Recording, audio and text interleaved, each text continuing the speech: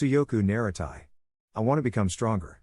In Orthodox Judaism there is a saying, the previous generation is to the next one as angels are to men, the next generation is to the previous one as donkeys are to men. This follows from the Orthodox Jewish belief that all Judaic law was given to Moses by God at Mount Sinai. After all, it's not as if you could do an experiment to gain new halachic knowledge. The only way you can know is if someone tells you, who heard it from someone else, who heard it from God. Since there is no new source of information, it can only be degraded in transmission from generation to generation. Thus, modern rabbis are not allowed to overrule ancient rabbis. Crawly things are ordinarily unkosher, but it is permissible to eat a worm found in an apple. The ancient rabbis believed the worm was spontaneously generated inside the apple, and therefore was part of the apple. A modern rabbi cannot say, yeah, well, the ancient rabbis knew diddly squat about biology. Overruled.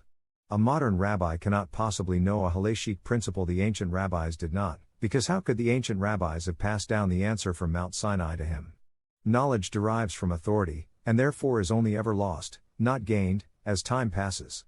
When I was first exposed to the angels and donkeys proverb in religious elementary school, I was not old enough to be a full-blown atheist, but I still thought to myself, Torah loses knowledge in every generation.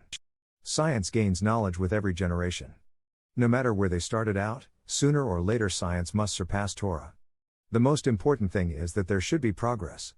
So long as you keep moving forward you will reach your destination, but if you stop moving you will never reach it. Tsuyoku Naritai is Japanese. Tsuyoku is strong, Naru is becoming, and the form Naritai is want to become. Together it means, I want to become stronger, and it expresses a sentiment embodied more intensely in Japanese works than in any Western literature I've read.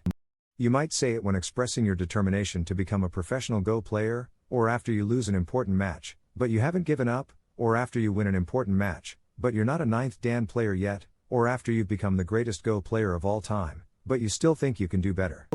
That is Tsuyoku Naritai, the will to transcendence. Each year on Yom Kippur, an Orthodox Jew recites a litany which begins Ashemnu, Bagadnu, Gazalnu, Dibarnu Dofi, and goes on through the entire Hebrew alphabet. We have acted shamefully, we have betrayed, we have stolen, we have slandered. As you pronounce each word, you strike yourself over the heart in penitence. There's no exemption whereby, if you manage to go without stealing all year long, you can skip the word Gazalnu and strike yourself one less time. That would violate the community spirit of Yom Kippur, which is about confessing sins, not avoiding sins so that you have less to confess. By the same token, the Ashemnu does not end, but that was this year, and next year I will do better. The Ashemnu bears a remarkable resemblance to the notion that the way of rationality is to beat your fist against your heart and say, we are all biased, we are all irrational, we are not fully informed, we are overconfident, we are poorly calibrated. Fine. Now tell me how you plan to become less biased, less irrational, more informed, less overconfident, better calibrated. There is an old Jewish joke. During Yom Kippur, the rabbi is seized by a sudden wave of guilt, and prostrates himself and cries, God, I am nothing before you. The cantor is likewise seized by guilt, and cries, God, I am nothing before you. Seeing this, the janitor at the back of the synagogue prostrates himself and cries, God, I am nothing before you. And the rabbi nudges the cantor and whispers, look who thinks he's nothing. Take no pride in your confession that you too are biased, do not glory in your self-awareness of your flaws. This is akin to the principle of not taking pride in confessing your ignorance, for if your ignorance is a source of pride to you, you may become loath to relinquish your ignorance when evidence comes knocking. Likewise with our flaws, we should not gloat over how self-aware we are for confessing them. The occasion for rejoicing is when we have a little less to confess. Otherwise, when the one comes to us with a plan for correcting the bias, we will snarl, do you think to set yourself above us? We will shake our heads sadly and say, you must not be very self-aware.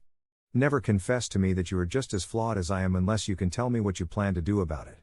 Afterward you will still have plenty of flaws left, but that's not the point. The important thing is to do better, to keep moving ahead, to take one more step forward. Tsuyoku Naritai.